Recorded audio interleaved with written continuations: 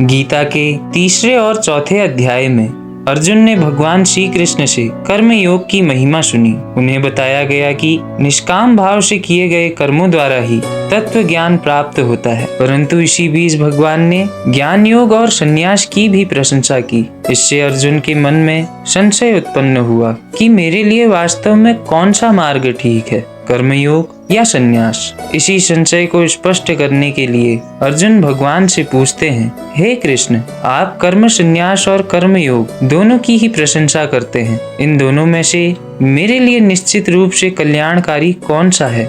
यहाँ कर्म संन्यास का अर्थ कर्मों का त्याग नहीं बल्कि कर्तापन के अहंकार का त्याग है। यही कर्म योग है।